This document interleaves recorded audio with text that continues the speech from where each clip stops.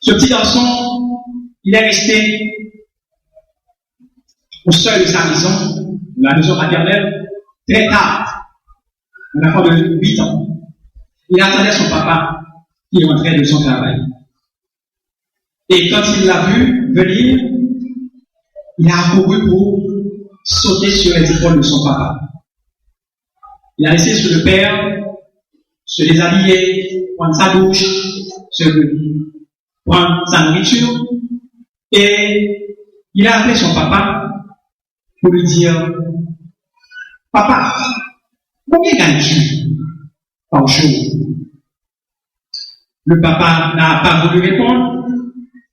Il a insisté, disant: Papa, s'il te plaît, dis-moi combien tu gagnes par jour. Et après maintes hésitations, le papa me dit: je gagne 12 dollars par jour. Et il est allé. Il est retourné, il a dit: Papa, tu es sûr que tu gagnes 12 dollars par jour? Papa a dit: oui, je gagne 12 dollars par jour. Est-ce que tu peux me donner 6 dollars, s'il te plaît? Et le papa de lui dire: mais qu'est-ce que tu vas faire avec 6 dollars? Un jeune, 8 ans, qu'est-ce que tu vas faire avec 6 dollars? Le papa ne lui a pas donné les 6 dollars. Il est allé, il a retourné dans sa chambre avec les larmes aux yeux. Quelques instants après, le papa s'est approché de lui dans sa chambre pour lui dire: mon fils, pardonne-moi, j'ai été dur envers toi. Je n'étais pas tendre envers toi. Voici les 6 dollars. Et le fils de lui dire: non, papa, j'ai eu le temps de trouver les 6 dollars. J'en avais besoin parce que je voulais avoir 12 dollars pour acheter ta journée. Et maintenant, c'est le papa qui est fondu. Quelle leçon pour ce père de famille. Nous autres papas, très souvent nous pensons que nous n'avons comme seule responsabilité que apporter de l'argent à la maison.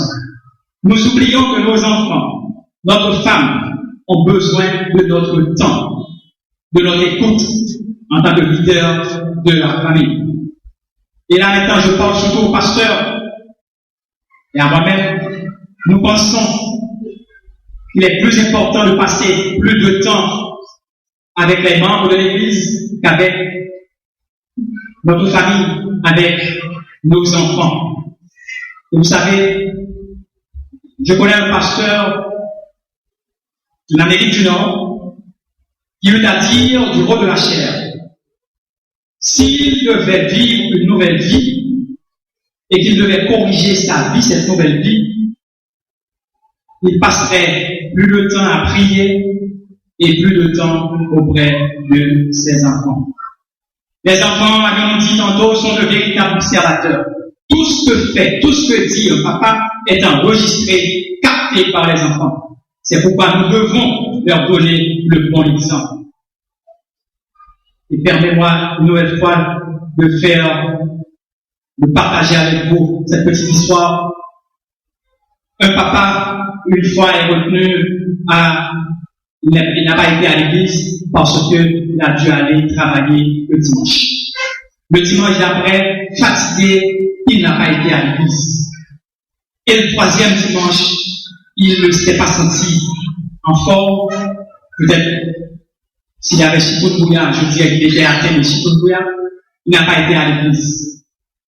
Et son fils de 5 ans, le lundi, après le troisième dimanche, lui dit: papi, tout triste, mais qu'est-ce qui s'est passé? On va avoir un mois depuis qu'on n'a pas été à l'église.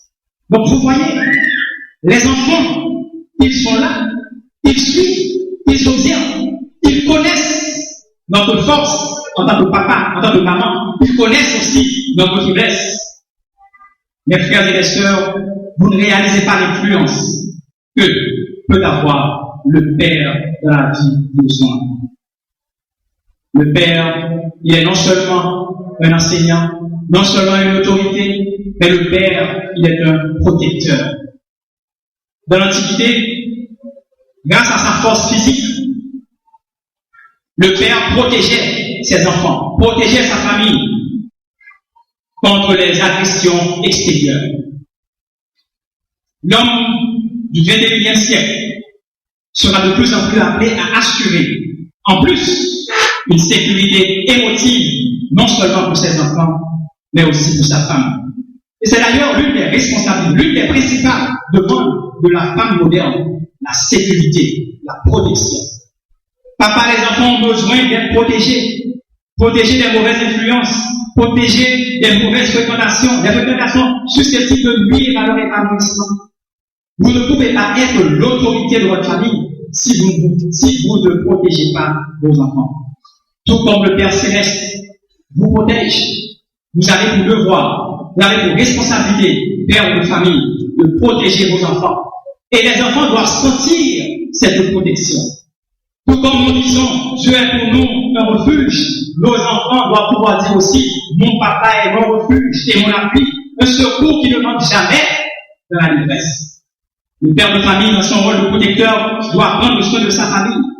C'est d'ailleurs l'une des raisons qui me porte toujours à conseiller aux jeunes hommes qui ont l'intention de prendre une femme, de se préparer professionnellement d'abord. Car vous devez prendre soin de votre femme et de vos enfants. C'est Paul qui dit dans 1 Timothée chapitre 5, verset 8, si quelqu'un n'a pas soin des siens, et principalement de ceux de sa famille, il a renié la foi et il est pire qu'un infidèle. La présence du Père auprès de son enfant, mes frères et mes sœurs, doit pouvoir le rassurer. Lorsque nous allons en présence de notre Père Céleste, ne nous sentons-nous pas rassurés? Ça doit être la même chose pour nos enfants. Non seulement le Père est un enseignant, un leader, une autorité, un protecteur, mais il est aussi celui qui partage avec son enfant la chose la plus importante au monde. Et là, j'aimerais vous poser des questions. Qui peut me dire ici ce matin la chose la plus importante au monde? Qui peut me dire ça? Mais laissez-moi partager avec vous la chose la plus importante. La chose la plus importante au monde, c'est de se rappeler que la chose la plus importante doit demeurer la chose la plus importante. La chose la plus importante au monde, c'est de se rappeler que la chose la plus importante doit demeurer la chose la plus importante. Alors pour nous, papa, pour un père de famille, c'est quoi cette chose qui doit demeurer la chose la plus importante? Toujours. Vous savez, dans le monde occidental, moderne, on dit que la chose la plus importante, c'est le bonheur. Être heureux. Tout le monde cherche le bonheur. Tout le monde cherche à être heureux. Mais la Bible ne le dit pas. Beaucoup de parents le pensent aussi. Moi aussi. Parce que nous disons, pourvu que nos enfants soient heureux. Vous savez, cette philosophie est moderne. Car autrefois, c'est pas ici. Autrefois, il y avait des valeurs. Il y avait des valeurs de noblesse, des valeurs de sacrifice. Nous n'avons qu'à nous rappeler du naufrage du Titanic. Lors du naufrage du Titanic, on disait, les femmes et les enfants d'abord. J'en doute fort, si ce matin, Titanic devait couler, si ce serait la même philosophie. J'en doute fort. Alors maintenant, c'est moi, c'est mon, c'est ma famille. Et en anglais, on dit me, myself and I. C'est comme ça. Beaucoup de pères chrétiens, beaucoup de parents chrétiens se laissent mener par cette philosophie. Le bonheur des enfants. Je n'ai rien contre le bonheur des enfants. Je n'ai rien. Mais vous dites, moi aussi, je cherche le bonheur. des enfants, de mes enfants, tout le monde. Mais sachez que nos pensées ne sont pas les pensées de Dieu. Si pour nous le bonheur c'est la chose la plus importante, pour Dieu, ce n'est pas la chose la plus importante. L'important pour Dieu, c'est de chercher à le glorifier. Et donc, la chose la plus importante pour nous, c'est de porter nos enfants à glorifier Dieu toujours. Les enfants peuvent être heureux. Les enfants seront heureux. Nous pouvons encourager nos enfants à être heureux, mais à l'être en recherchant la volonté de Dieu, tout en glorifiant Dieu. Tout le monde cherche aussi le succès de leurs enfants. Lorsque l'enfant apporte le carnet avec 7, nous disons, donnez-moi 8. Lorsqu'il apporte 8, nous disons, donnez-moi 9. C'est normal. C'est bien beau. Mais en tant que parents, en tant que père de famille chrétien, nous devons montrer aux enfants la voie à suivre pour obtenir ce succès. Car tout succès en dehors du Seigneur n'est un échec. Le livre de Josué, chapitre 1, verset 8, nous dit que ce livre de la loi ne s'éloigne pas de ta bouche, médite-le jour et nuit pour agir fidèlement selon tout ce qui est écrit. Ah, c'est alors que tu auras du succès dans tes entreprises, c'est alors que tu réussiras. Donc la parole de Dieu nous dit que nos enfants auront du succès quand ils ruineront la parole de Dieu. Ce matin, cher papa, que l'on fête chez vous, que l'on vous fête chez vous ou pas, que vous soyez considérés ou pas, vous n'avez pas à vous plaindre. Vous devez savoir que c'est une bénédiction d'être père de famille.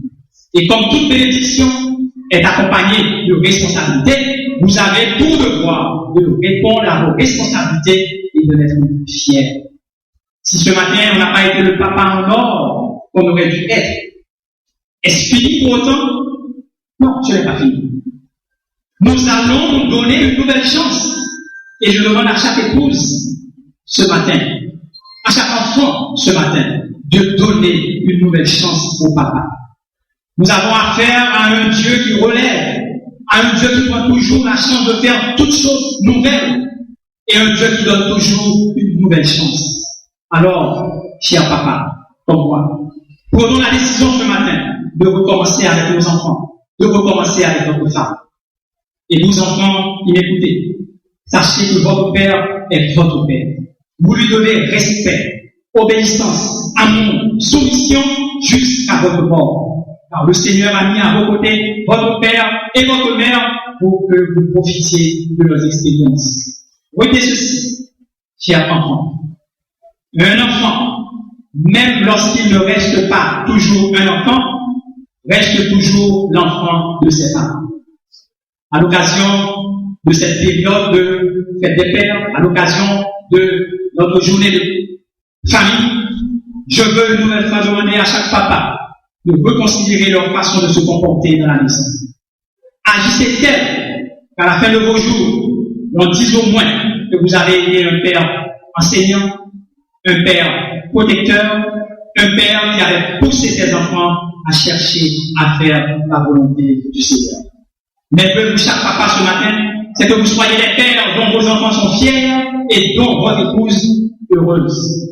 Puisse le Seigneur dans ses compassions nous aider, nous papas, à accomplir dignement et chrétiennement notre rôle, nous aider à devenir ces pères et pourquoi pas ces mères dans l'église, dans le foyer, dans notre société ont tant besoin. Il en soit ainsi pour chaque jour.